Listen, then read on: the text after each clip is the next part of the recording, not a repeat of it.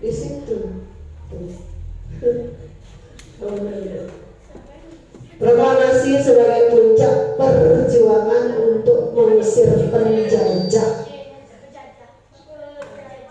Penjajah harusnya ya. Sehingga bangsa Indonesia dapat menentukan nasibnya sendiri, memperoleh hak kemerdekaan dan kebebasan serta kedudukan sejajar dengan bangsa lain. Itu makna proklamasi sebagai tonggak perjuangan. Iya, tonggak perjuangan pergerakan kemerdekaan Indonesia. Itu makna proklamasi.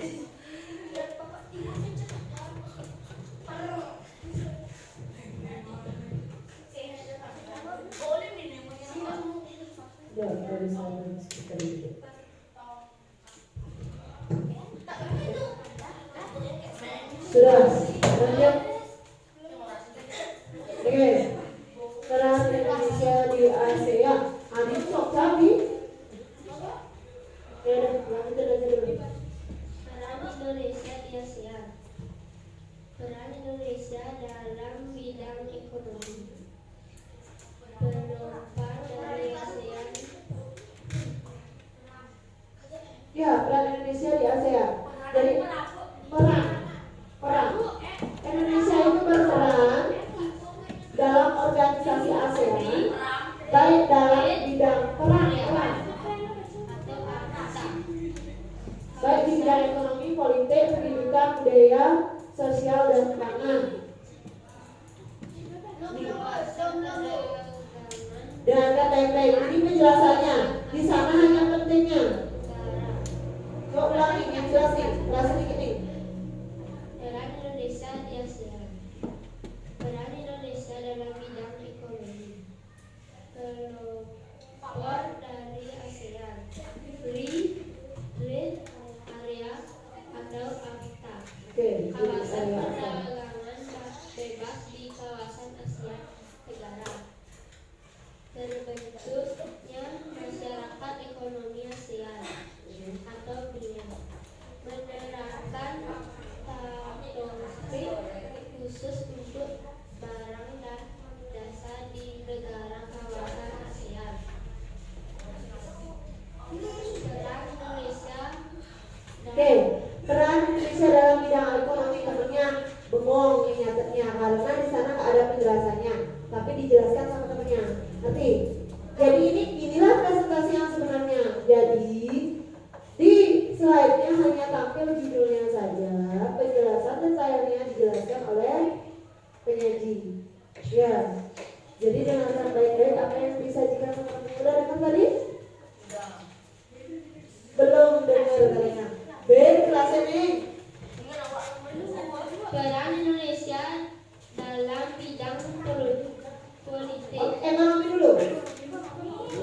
Ekonomi itu ibu dengar yang dibacain sama. Oke, dalam bidang ekonomi tadi disebutkan adanya apa sehingga terbentuk masyarakat. Ya, terbentuknya.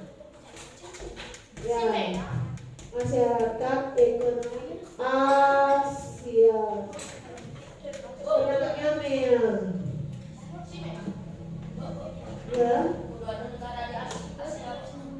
Asia banyak ASEAN 11 sampai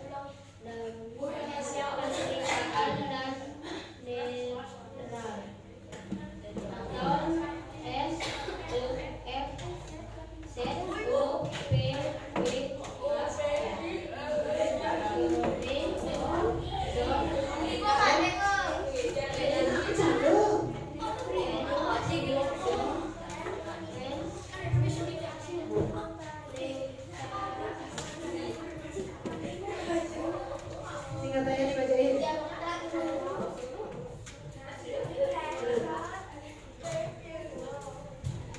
Oke, dalam bidang politik ikut mengkongres separakan deklarasi kawasan damai merdeka dan netral Zofan Son of Peace, Freedom and New neutrality.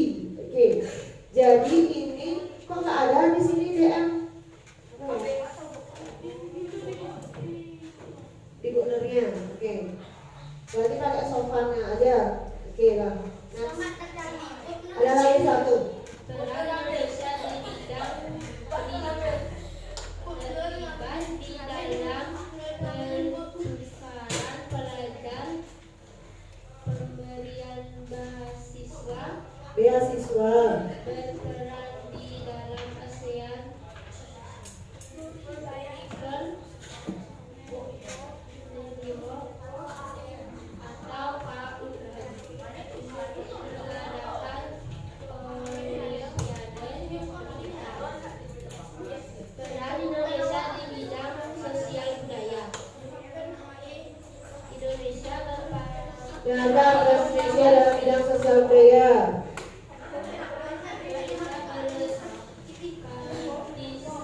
dalam ajang olahraga atau Indonesia adalah satu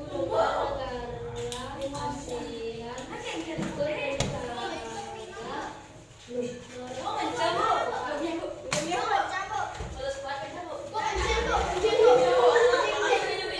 Kenapa ini semua? Nanti kok balik tanya ya. Peran ASEAN ini ibu yang nanya sama kalian. Mungkin hanya berkali-kali masuk ulang. Indonesia berperan dalam penyediaan risiko ketahanan pangan, Oke, tahan-tahan. ASEAN. pengertian modernisasi. Oke, dilanjutkan dengan next ya. Pengertian modernisasi. Ya. Tangannya tadi sudah. Pengertian modernisasi. Perubahan yang terjadi pada masa Nanti nih yang keluar nih kok tanya nih, apa pengertian modernisasi? Setelah harus lagi.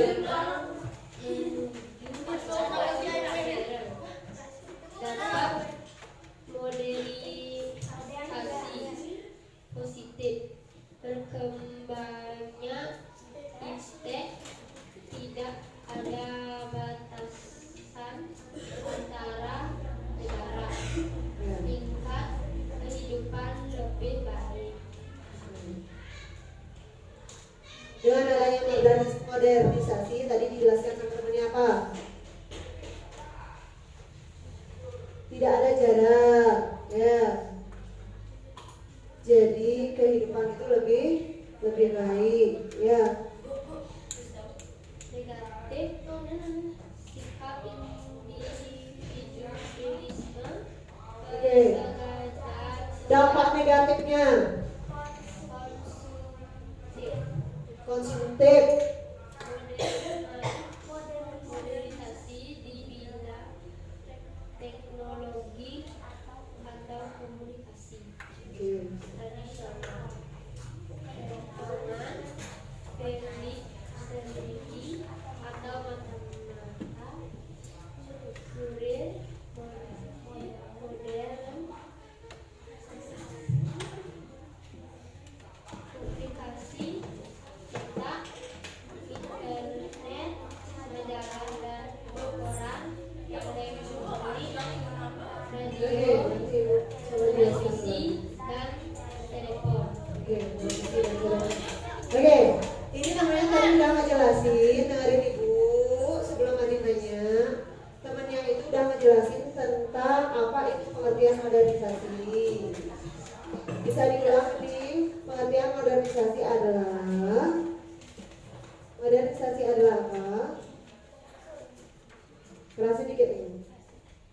Perubahan yang terjadi pada masyarakat dari yang berlaku tradisional menuju ke modern.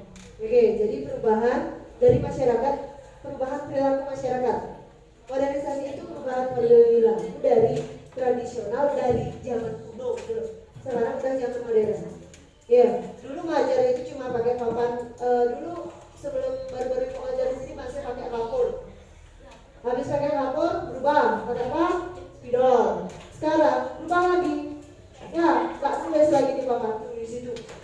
Oke, pakai YouTube, pakai ketikan atau pakai PowerPoint seperti kalian lakukan. Ya, ini salah satu contoh modernisasi. Ya, jadi dari perilaku yang tradisional atau kuno ke perilaku yang modern. Oke. Modernisasi dalam bidang transportasi. Dalam bidang transportasi. Darat, lokal, berarti, becak, gerobak, dan sepeda. Nah, itu dengerin temennya. Katanya kalau zaman dulu pakai apa? Transportasinya? Becak, lokal, sudah ditulis sama ini. Oh, Mani gitu dah. Perilakunya tidak sopan, Mani. Ya, Transportasi mobil kok. ya, sekarang modern. Taksi kok. Ya. Air, rakit, sampan, pelampung layar. Modern. Darat, mobil, bus, truk, kereta api, air, kapal penumpang, dan kapal pribadi. Darat, pesawat terbang, dan helikopter. Tuh, udah dibenerin suaranya bening dong.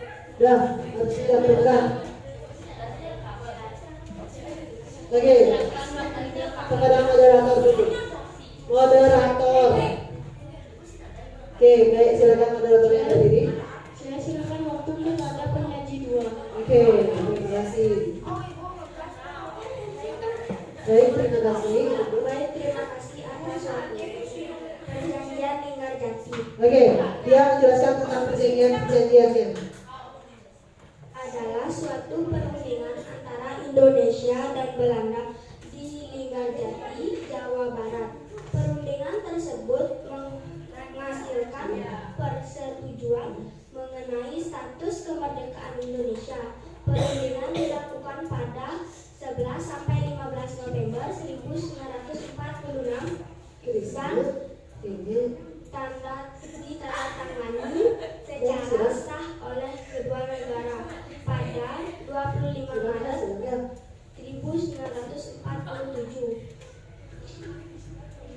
Perjanjian Renville adalah perjanjian antara Indonesia dengan Belanda yang terjadi pada tanggal 8 Desember 1947 sampai 17 Januari 1948. Di atas geladak kapal perang Amerika Serikat sebagai tempat netral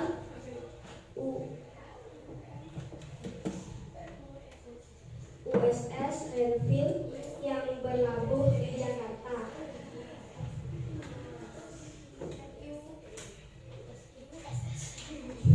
Itu perjanjian Renville.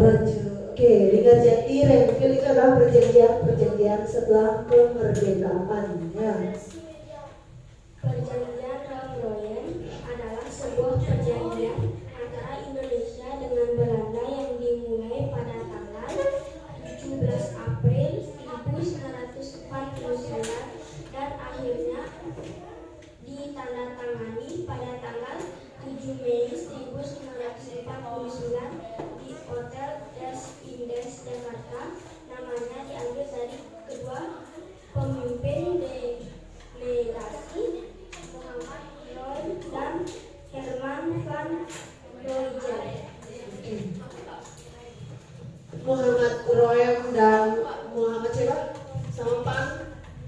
Oke, Pan Royjen itu adalah penandatangan perjanjian Rembroyen. Oke, lanjut. Konferensi Meja Bulat atau KMB atau dalam bahasa Belanda Nederlands ialah sebuah konferensi atau pertemuan yang dilaksanakan di Denmark, Belanda pada tanggal 23 Agustus hingga 2 November 1949. Di Denmark bukan? Denmark itu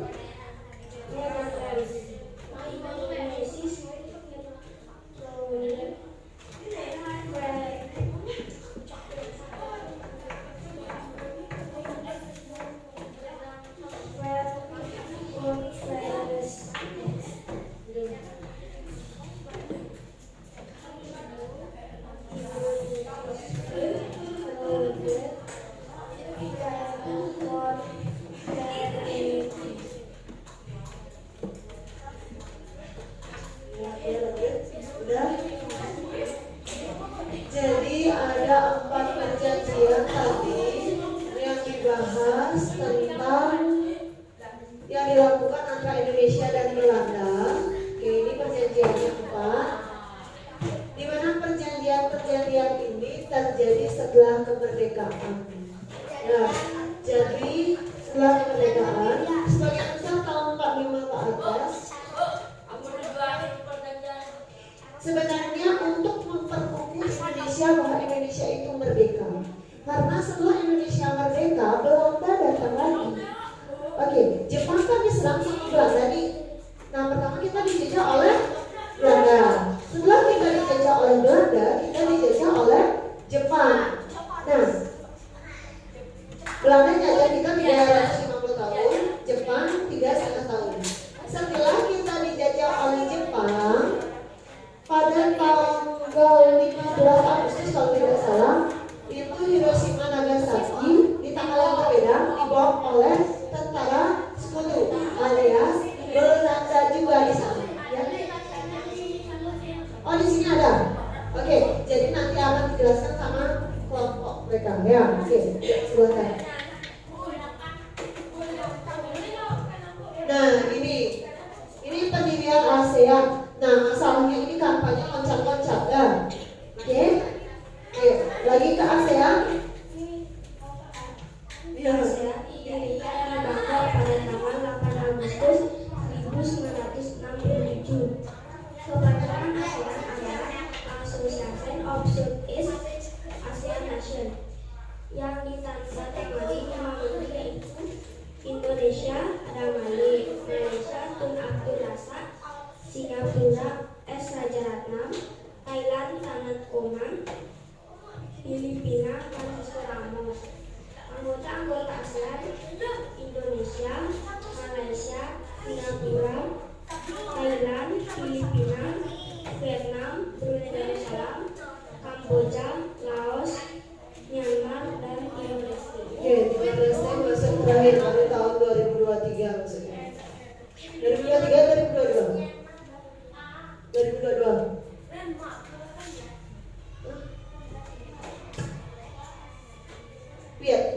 Timor-Leste-nya 2018 Timor-Leste. Oke.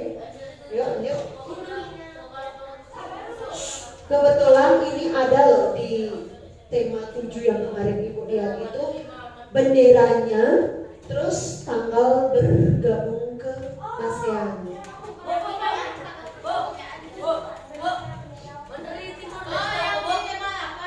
Tanggal 7 yang kemarin. Hah? Di bukunya memang tidak ada Timor-Leste. Dari tahun lalu makanya Ibu kaget tahun 2018 sudah gabung, tapi di buku kita masih belum ada, belum masuk. Nah, ini yang udah update bukunya, yang nggak update atau informasinya yang tidak kurang. Ya, oke. Yuk lanjut aja. Ya, jelas Timor-Leste sudah resmi sebagai anggota ASEAN. Ya.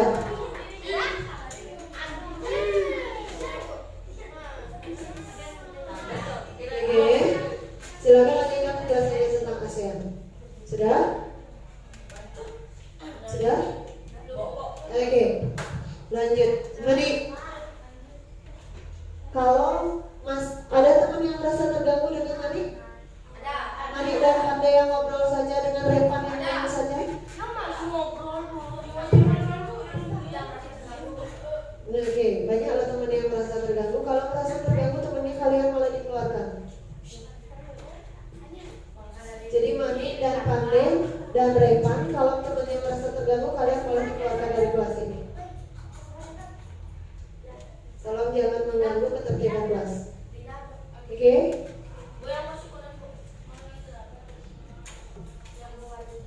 Itu harus hafal itu. Itu di ujian selalu keluar. Ya, pemrakarsa berdirinya ASEAN dalam deklarasi Bangkok 8 Agustus. Sudah?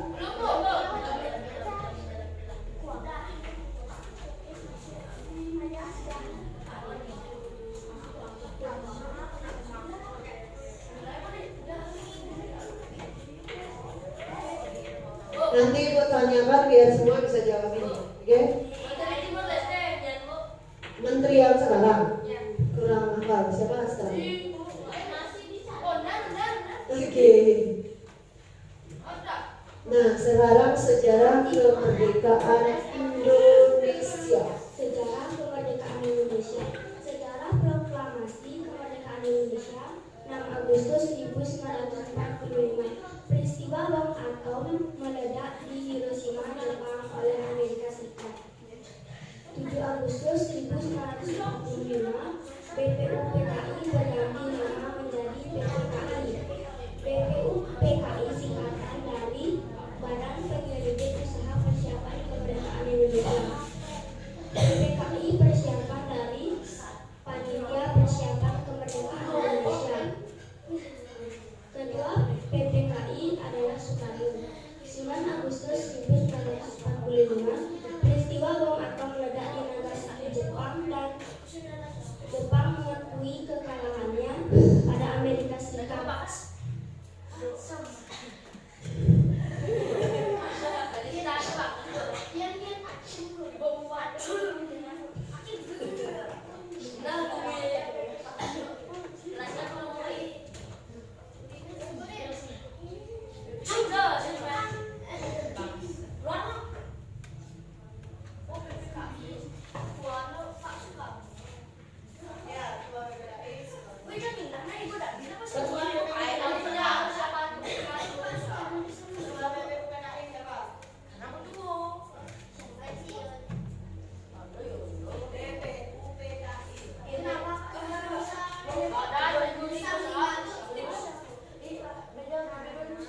Siapa? Udah hafal? Nah, jadi Hiroshima Nagasaki. Kalau Ibu SD dulu nggak dijelasin tanggalnya ya. Jadi pengetahuan itu semakin berkembang. Kalau dulu Ibu cuma dikasih tahu bahwa Hiroshima dan Nagasaki dibom atom oleh sekutu. Nah, ternyata tanggal bom Ibu baru tahu kemarin pas ada soal di kelas yang semester 2 angkatan atas kalian, bahwa Hiroshima dan Nagasaki itu dibom atom dengan tanggal yang berbeda. Jadi Hiroshima dulu yang dibom, baru dilanjutkan oleh baru dilanjutkan di Nagasaki. Ya, jadi Hiroshima-nya 6 Agustus, Nagasaki-nya 9 Agustus.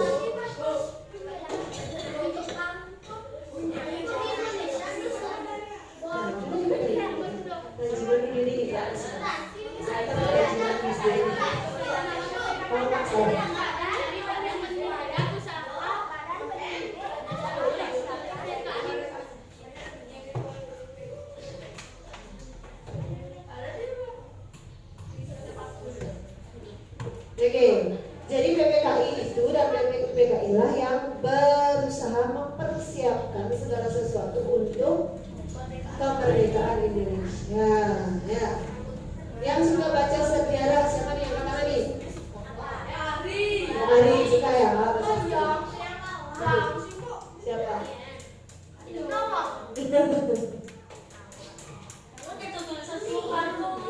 Ya, Soekarno harusnya ya. Ya itu udah modern sekarang. Jadi kalau zaman nggak modern, U itu ditulis O dan E digabung menjadi U. Ya. Ya, Jakarta. Ya, dulu J-nya itu D dan J, kira. Sekarang udah enggak. Oke.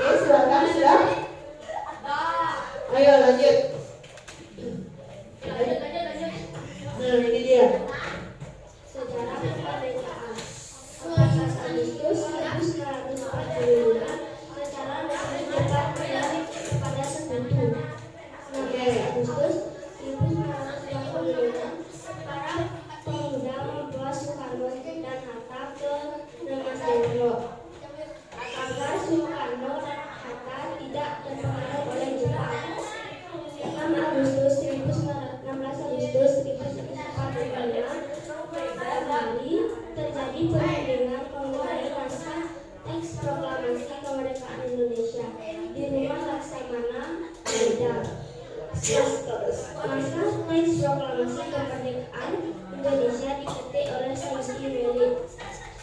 Jumat 17 Agustus 1945 pukul 10 WIB. Naskah Proklamasi Kemerdekaan Republik Indonesia dibacakan oleh Soekarno dengan didampingi oleh Muhammad Hatta.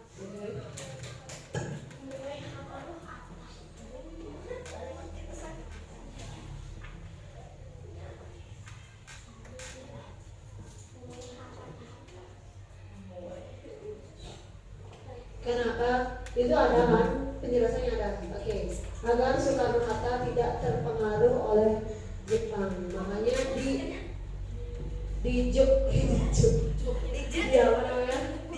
dikurung. Ya, ke Rengas Dengklok, diungsikan ke Rengas Dengklok. Disembunyikan tempatnya Soekarno Hatta. Ya, agar tidak ditemukan oleh Jepang. Ya. Karena gini, Soekarno Hatta pemikirannya itu jauh ke depan gitu ya. Jadi dia masih ada